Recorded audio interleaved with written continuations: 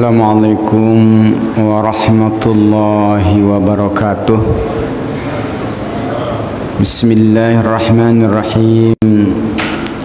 Alhamdulillahilladzi arsala rasulahu bil huda wa dinil haqq liyuzhirahu 'alad dini kullih walau karihal musyrikun. Asyhadu an la ilaha illallah ya'lamul kha'inata al-a'yun wa ma tukhfi as-sudur wa asyhadu anna sayyidana Muhammadan abduhu wa rasuluh akhrajan nasa minadh-dhulumati ilan nur. Allahumma salli wa sallim wa barik ala sayyidina Muhammad wa ala alihi wa sahbihi wa ummatihi ajma'in, amma ba'd. Bapak Ibu jamaah salat maghrib yang dirahmati Allah Subhanahu wa taala, alhamdulillah kita bersyukur pada Allah Subhanahu wa taala. Allah jadikan kita sebagai makhluk yang paling sempurna dengan disertai dengan akal pikiran dan dibimbing dengan hidayah iman. Mudah-mudahan dengan ini kita benar-benar dapat istiqamah di jalan Allah Subhanahu wa taala. Amin ya rabbal alamin. Salawat dan salam kita sampaikan pada Nabi besar Muhammad sallallahu alaihi wasallam. Allahumma salli ala sayyidina Muhammad wa ala ali sayyidina Muhammad. Jamaah yang dirahmati Allah Subhanahu wa taala, sebagaimana biasa malam Kamis kita lanjutkan mudzakarah kita tafsir juz amma, yang pada malam ini insyaallah kita akan membaca surah Al-Fajr. Betul ya? Al-Fajr. Mari kita sama-sama mengawali pembahasan kita ini dengan membacanya secara bersama-sama. A'udzu billahi minasy syaithanir rajim. Bismillahirrahmanirrahim.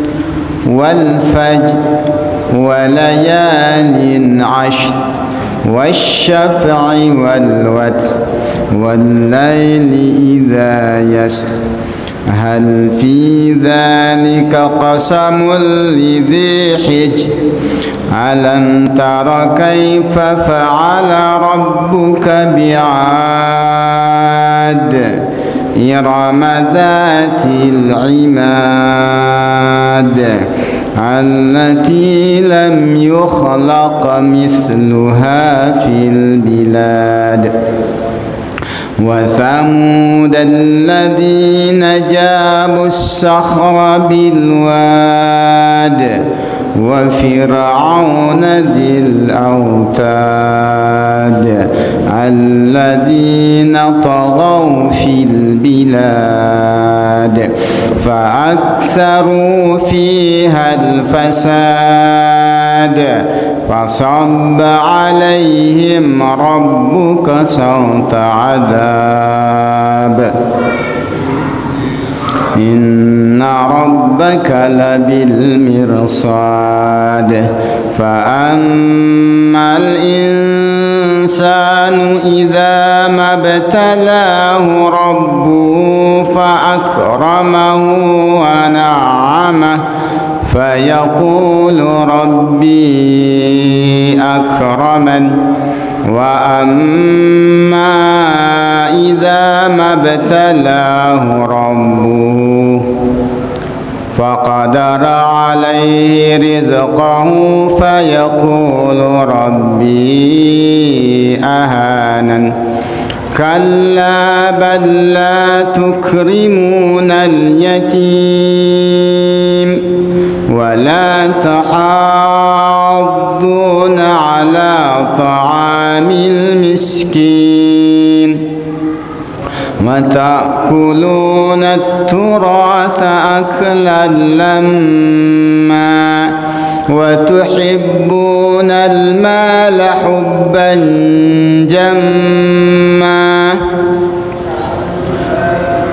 إذا دكت الأرض دكا دكا وجاء ربك والملك صفا صفا وجيء يومئذ بجهنم يومئذ يتذكر الإنسان وأنى له الذكرى يقول يا ليتني قدمت لحياتي فيومئذ لا يعذب عذابه أحد ولا يوثق وثاقه أحد يا أيتها النفس المطمئنة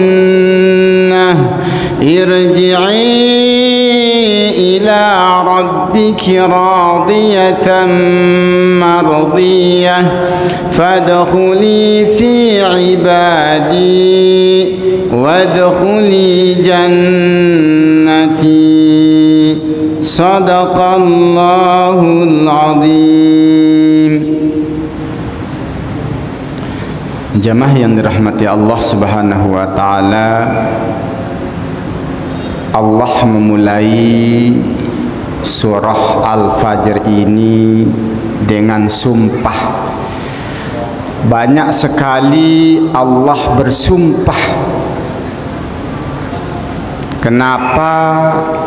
Karena ketika ayat ini turun kepada Nabi sallallahu alaihi wasallam, bukan disampaikan kepada orang yang macam kita dari lahir sudah beriman, sudah Islam, tetapi itu disampaikan kepada orang-orang kafir Quraisy yang mengingkari keimanan kepada Allah dan Rasul. Maka sebagai penekanan Allah bersumpah. Yang kali ini Allah bersumpah dengan fajar, wal fajri, demi fajar. Sebagian ahli tafsir mengatakan bahwa maksud fajar di sini adalah waktu fajar, wal fajri, demi waktu fajar. Ada apa dengan waktu fajar? Waktu fajar adalah permulaan hari ketika telah berakhir malam yang gelap gulita. Muncullah terbit fajar, maka orang memaknai fajar menyingsing. Wal fajri wal layalin ashr wasyaf'i wal watr wal laili idza yasr, dan demi malam apabila telah berlalu. Ini pelajaran bagi kita bahwa malam tidak selamanya terjadi, kegelapan tidak selamanya akan menang, kesedihan tidak selamanya akan menimpa. Pada saatnya ia akan berakhir. Seperti kata orang bijak, badai pasti berlalu. Demi fajar, demi waktu fajar. Karenanya Nabi sallallahu alaihi wasallam mendoakan umatnya yang sudah beraktivitas di waktu fajar, yang sudah beraktivitas di pagi-pagi, Allahumma barik li ummati fi bukuriha. Ya Allah, berikan keberkahan kepada umatku yang beraktivitas di pagi buta, fi bukuriha. Itu menurut sebagian ahli tafsir makna al-fajr ya waktu fajar. Yang kedua, wal fajri di sini wa salatil fajr, demi salat fajar. Ada apa dengan salat fajar sehingga Allah sampai bersumpah? Allah katakan inna qur'anal fajri kana mashhuda. Sesungguhnya salat fajar, salat subuh itu kana mashhuda, disaksikan oleh para malaikat. Disaksikan oleh para malaikat penjaga malam yang saat itu dia belum balik, dan disaksikan oleh malaikat penjaga siang yang dia sudah datang. Maka salat subuh kana masyhuda. Ini satu tanda betapa keutamaan daripada salat subuh itu. Salat yang lain nggak disebut, salat subuh aja. Bahkan oleh Nabi Sallallahu Alaihi Wasallam menyebutkan bahwa orang yang dapat salat subuh berjamaah, salat subuh berjamaah itu menjadi identitas, pertanda keimanan seseorang. Perbedaan orang mukmin dengan orang munafik ialah salat isya dan salat subuh berjamaah. Kata Nabi, orang-orang munafik itu tidak sanggup salat isya dan subuh berjamaah. Kenapa? Isya sudah tidur, apalagi hujan. Subuh belum bangun, apalagi kerjanya pakai online, kerja dari rumah, ya sudah. Tetapi orang yang betul-betul beriman senantiasa istiqamah salat subuh berjamaah. Karena itu dalam kitab Fathul Mu'in disebutkan bahwa salat yang paling utama dari salat berjamaah, urutan ranking 1 salat Jumat karena wajib berjamaah. Urutan nomor 2 salat subuh hari Jumat. Urutan nomor 3 salat subuh setiap hari. Baru urutan berikutnya salat asar. Setelah itu salat zuhur, dari subuh, setelah subuh isya, setelah isya asar, setelah asar zuhur, setelah zuhur maghrib. Maka paling ramai maghrib, itu tingkat rendah. Tetapi yang mampu salat subuh berjamaah juara 1 setiap hari. Alhamdulillah. Bapak Ibu jamaah yang dirahmati Allah Subhanahu wa taala, ada satu motivasi yang besar yang diberikan oleh Nabi Sallallahu Alaihi Wasallam kepada kita. Jangankan salat subuh berjamaahnya, salat sunnah subuhnya saja Nabi katakan raka'atal fajri khairum minad dunya wa ma fiha. 2 rakaat salat sunnah sebelum subuh lebih utama dari dunia dan segala isinya. Banyak orang pagi-pagi sudah bangun. Ada yang jam 2 bangun, bikin kue dijual pagi-pagi.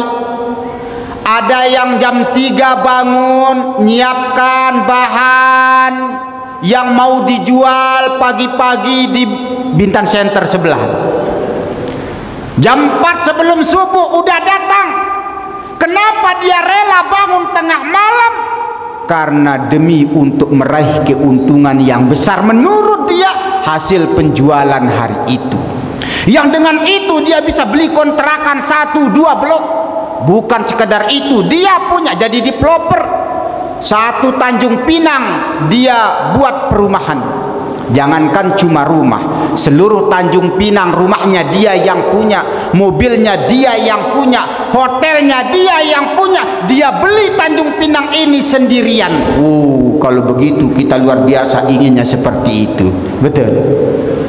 Jangankan Tanjung Pinang yang cuma 16 kilo sampai Batu 16 habis, seluruh Bintan ini dia beli, seluruh Indonesia ini dia beli. Tidak bisa menyamai orang yang sholat sunnah subuh 2 rakaat. Kenapa? Dunia dan seluruh isinya itu masih lebih utama sholat sunnah subuh sebelum subuh 2 rakaat. Jemaah yang dirahmati Allah Subhanahu wa ta'ala, maka luar biasa Allah bersumpah wal fajri, demi waktu fajar, demi salat subuh.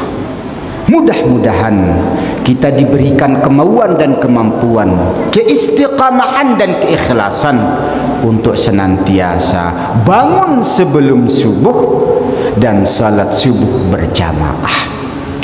Alhamdulillah para santri kita di Pondok Pesantren Syekh Zainuddin Nahdlatul Ulama, alhamdulillah bangunnya rata-rata paling lambat itu jam 4 karena dia harus salat witir berjamaah. Dia sempat mengaji sebelum subuh, dia salat sunnah, dia salat subuh berjamaah. Mudah-mudahan istiqamah setiap waktu. Itu yang pertama. Wal fajri walayalin ashr. Layal jamak dari lailatun, jamak taksir dari lailah. Dan demi malam-malam al-ashr yang 10. Apa maksudnya malam yang 10? Banyak penafsiran ulama. Ada yang mengatakan malam 10 itu adalah malam tanggal 10 Zulhijjah, malam hari raya Idul Adha. Ada yang menafsirkan 10 itu adalah 10 hari di awal Zulhijjah, tanggal 1, 2, 3 sampai tanggal 10 Zulhijjah. Hari-hari yang dimuliakan. Itu sejak zaman jahiliyah itu dimuliakan. Setelah Islam lebih dimuliakan lagi. Kenapa? Di sana ada hari tarwiyah, hari perenungan tanggal 8 Zulhijjah. Ada hari Arafah tanggal 9 Zulhijjah, berkumpulnya seluruh jamaah haji di padang Arafah. Al-hajju Arafah, kata Nabi. Haji itu adalah Arafah. Siapa yang pergi ke haji ke Mekah tak sempat wukuf di padang Arafah tanggal 9 Zulhijjah, tak sah hajinya, harus balik tahun yang akan datang. Tanggal 9, tanggal 10 Zulhijjah Yaumun Nahr, hari berkurban, dan hari Idul Adha, kita hari raya. Sebagian mengatakan 10 malam itu adalah 10 malam terakhir Ramadan. Kenapa? Ada malam Lailatul Qadar, sehingga Nabi mengajak para sahabat untuk senantiasa i'tikaf di masjid pada 10 malam terakhir Ramadan. Di sini juga gitu ya. Masjid As-Sakinah selalu tiap Ramadan tanggal 21 sampai akhir. Jadi kalau malam itu paling mulai itu memang 10 malam Ramadan. Tapi kalau siang yaitu 10 hari Zulhijjah. Ya karena tadi itu siang aja. Arafah itu kan siang hari, bukan malam. Nah, jemaah yang dirahmati Allah Subhanahu wa taala, Allah juga bersumpah ya demi malam yang 10. Nah, karena memang banyak keutamaan. Mudah-mudahan juga kita mendapat pelajaran di sini. Keutamaan di waktu tersebut.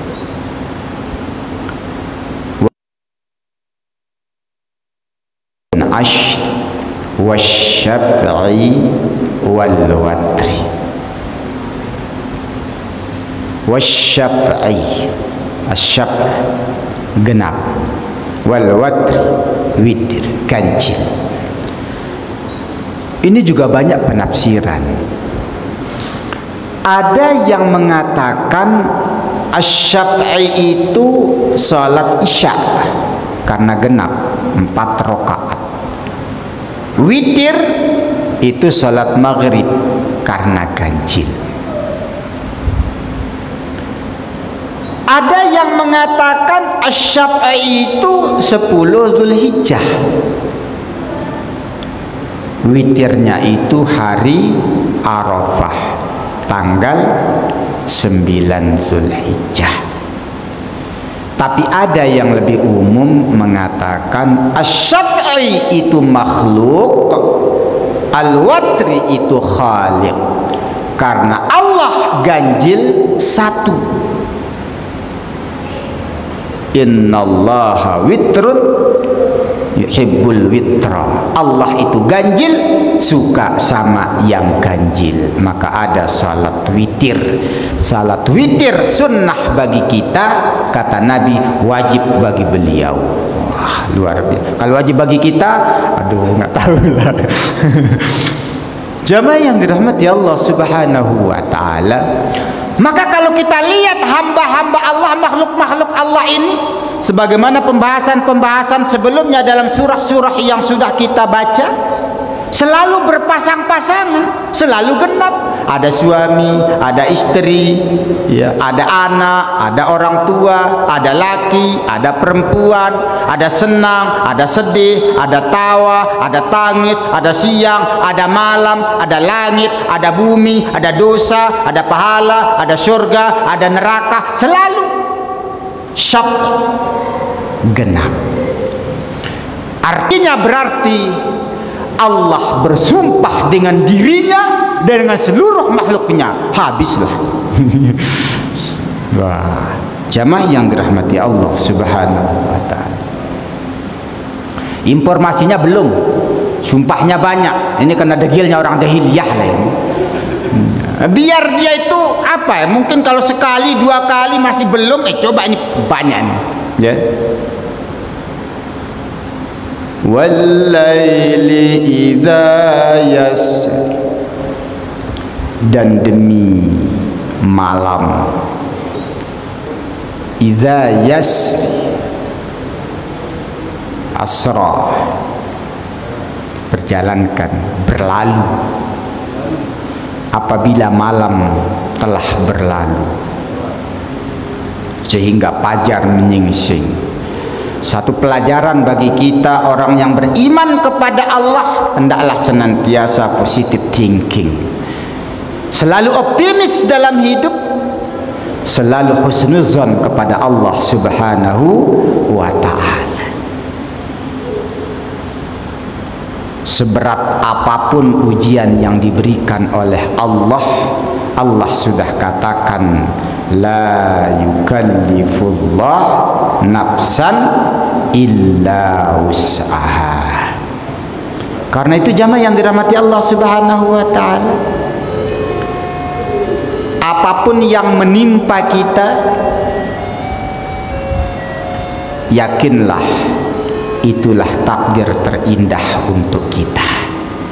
Mungkin menurut kita menyedihkan, menyakitkan, memberatkan, tetapi itulah yang terbaik saat itu bagi kita menurut Allah Subhanahu wa ta'ala. Dan itu tidak akan lama karena dia pasti berlalu. Allah Subhanahu wa ta'ala melanjutkan, hal fi dzalika qasamul lidzi hijr. Hal fi dzalik, bukankah pada yang demikian itu?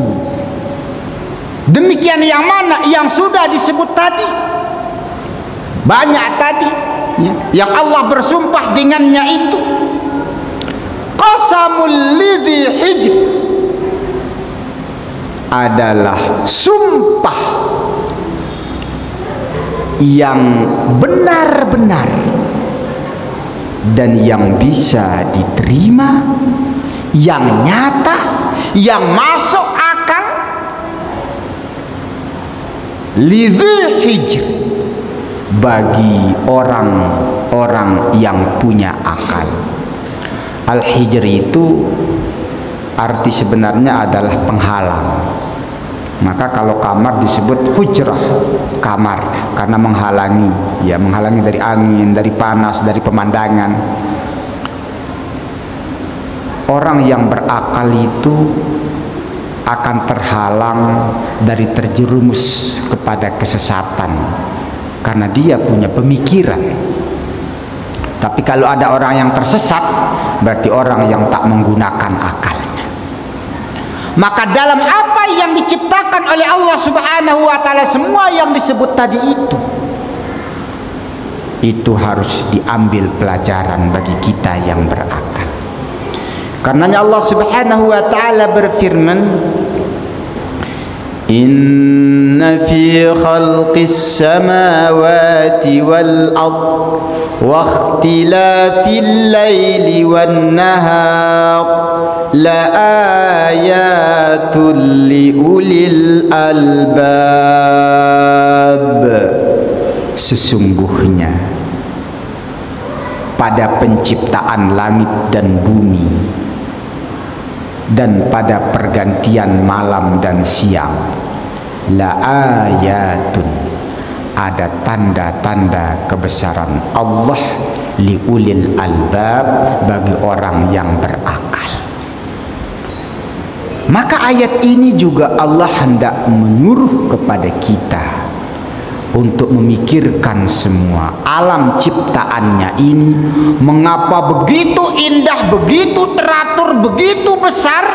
Ini semua atas kekuasaan dan kehendak Allah Subhanahu wa ta'ala, sehingga apapun yang diinginkan oleh Allah pasti terjadi. Maka jangan main-main dengan Allah, jangan durhaka kepada Allah. Apa yang Allah sampaikan, dengarkan. Sami'na wa ata'na, kami dengar dan kami taati. Jamaah yang dirahmati Allah Subhanahu wa ta'ala, lalu Allah tanya kepada kita, bukan nanya sebetulnya, mengingatkan kita yang lupa. Apa kata Allah? Alam tara kaifa fa'ala rabbuka bi'ad irama dzatil imad. Alam tara, mengapa kamu tak tengok? Mengapa tak lihat? Mengapa tak perhatikan? Mengapa kau tak renungkan? Apa? Kaifa, bagaimana? Rabbuka, Tuhanmu, fa'ala, berbuat, bi'ad, kepada kaum Ad. Belum dengar ceritanya, Pak, ini nak diceritakan. Mengapa kamu tak tengok, tak baca sejarah kaum Ad, kata Allah? Kenapa tak baca? Irama dzatil imad. Iram, ya, Iram itu adalah suku dari kaum Ad itu suku Iram. Ya, tokohnya namanya Iram. Ya. Kalau sudah sampai sekarang menjadi suku, macam kita sekarang udah di sini suku Melayu. Nah, jadi orang Iram, kaum Ad itu. Dzatil imad. Apa dia? Yang memiliki imad, gedung yang tinggi-tinggi. Jauh sebelum kita lahir, sebelum kita bisa buat rumah, sebelum kita menjadi pemborong hotel, pemilik hotel, kaum Ad itu adalah orang-orang yang sudah luar biasa kemampuannya. Dari segi materi, memiliki gedung-gedung yang tinggi.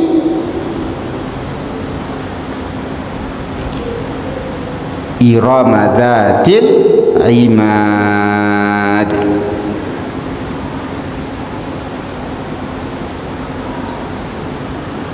Jamaah yang dirahmati Allah Subhanahu wa taala, di sini Allah Subhanahu wa taala mengingatkan kita akan 3 komunitas.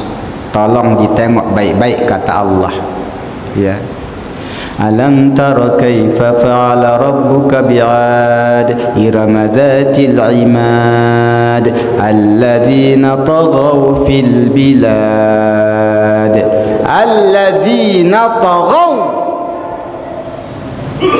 karena merasa mampu mereka tagha, berbuat sewenang-wenang fil bilad, di negeri itu. Wah, maka ada istilah sekarang itu adalah para penguasa taghut. Kejam, sewenang-wenang dia berbuat di negeri itu. Fa aktsaru fihal fasad, mereka berbuat banyak kerusakan. Karena akibat kesewenang-wenangannya banyak yang rusak. Alam yang begitu indah rusak, bumi yang begitu kaya habis. Akibat orang-orang yang merasa berkuasa dan dengan kekuasaannya ia berlaku sewenang-wenang. Engkau belum tahu, Ad juga dulu begitu kata Allah Ta'ala. Engkau nak ikuti sekarang, tunggu ya. Dah, ini kata Allah Subhanahu wa ta'ala.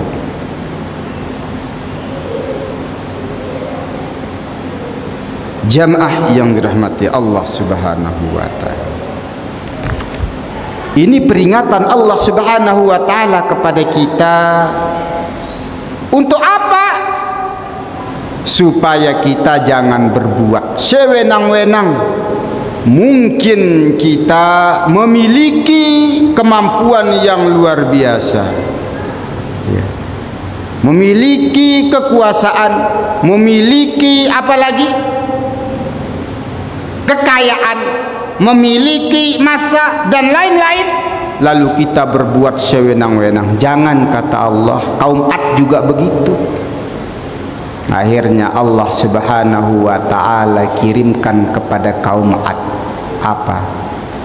Angin yang dingin.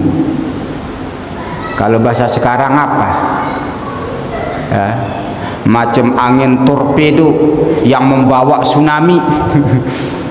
Angin yang dingin, sejuk. Akhirnya mereka beku macam pohon. Ada yang mengatakan itu tempatnya di Syam, ada yang mengatakan di Iskandariyah, Mesir, tapi katanya ada juga yang menyebutkan itu di Saudi, di Arabia. Itu ada nampak bekas jejak-jejaknya karena sudah tertimbun tanah dan pasir, ada jejak-jejaknya. Jamaah yang dirahmati Allah Subhanahu wa ta'ala, itulah nasib kaum Ad yang melampaui batas sehingga Allah kirim angin yang dingin.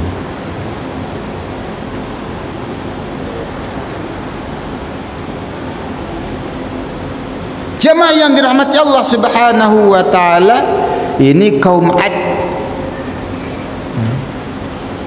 Alladzina taghaw fil bilad fa aktsaru fiha al fasad. Lompat ya. Oh iya. Allati lam yukhlaq mithluha fil bilad. Kaum Ad. Apa itu kaum Ad? Allati lam yukhlaq mithluha fil bilad. Yang tidak ada, lam itu kan tidak atau belum. Yang tidak ada diciptakan yang semisal dengan dia saat itu.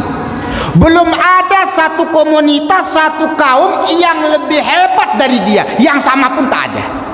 Yang lebih canggih dari dia tak ada, yang lebih kuat dari dia tak ada, yang bisa bangun tinggi-tinggi tak ada. Zaman itu allati lam yukhlaq misluha fil bilad wa thamud alladzina jabus sakhra bil wad. Yang kedua kaum Samud. Wa Samud, dan apakah engkau tidak melihat, memperhatikan kaum Samud yang mereka itu membelah batu-batu yang besar di lembah Bi'ad. Batu-batu diukir tempat mereka tinggal dan lain-lain. Luar biasa kemajuan di zaman itu, ya. Wa fir'auna dil autad.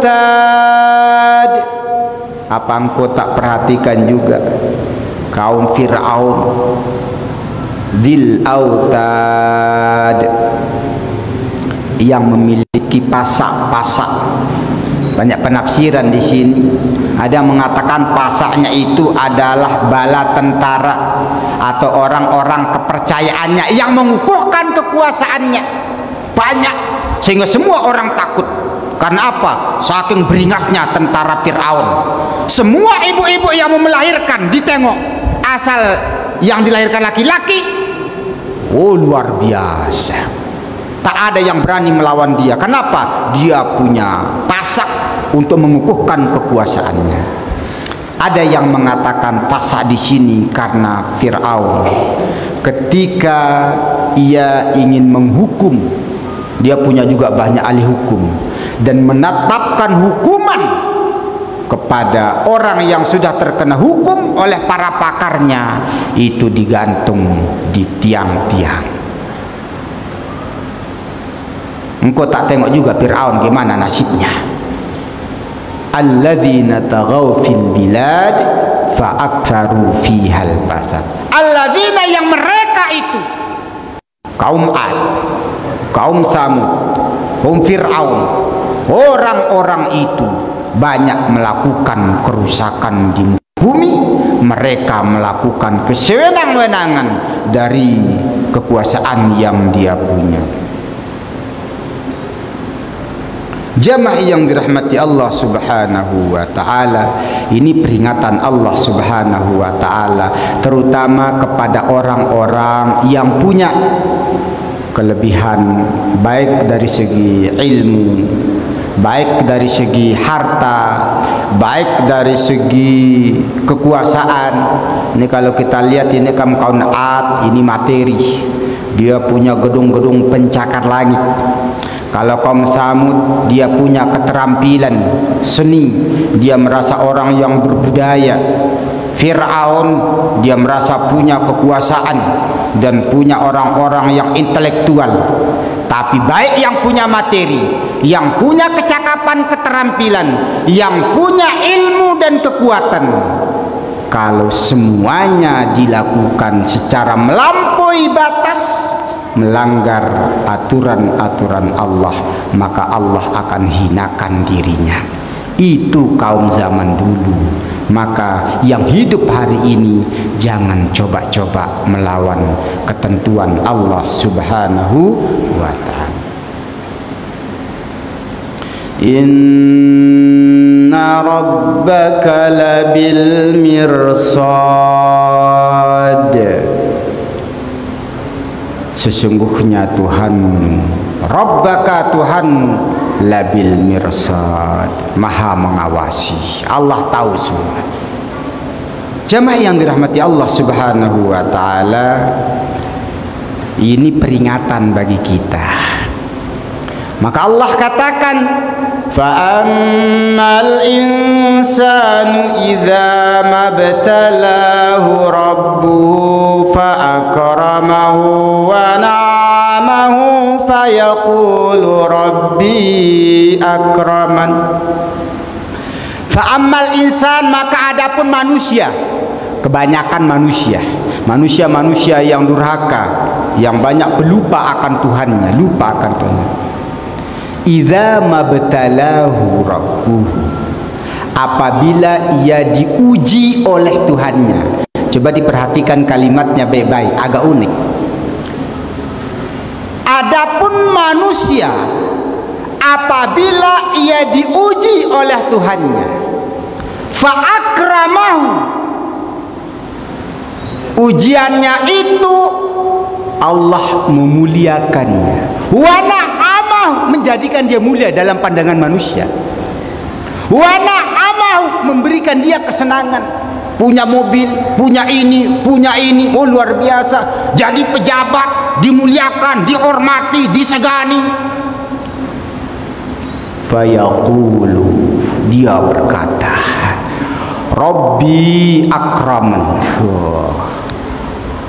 alhamdulillah, Allah memuliakanku atas anugerah Allah Subhanahu wa ta'ala.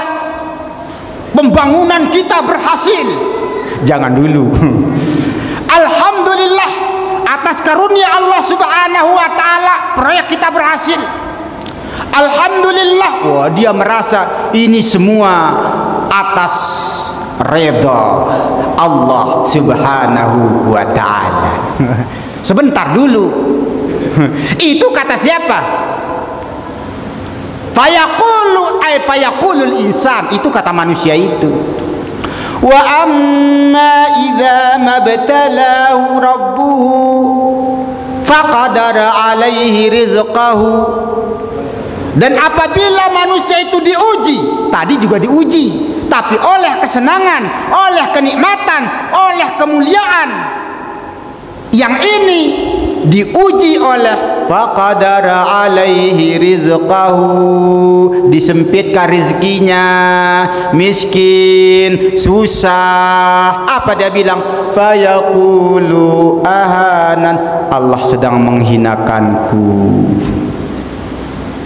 Orang yang kaya, orang yang jadi pejabat, orang yang tinggi ilmunya, belum tentu itu menunjukkan keredaan dan kecintaan Allah sama dia.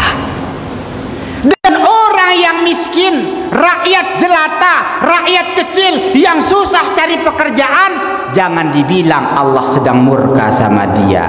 Bukan. Kalla.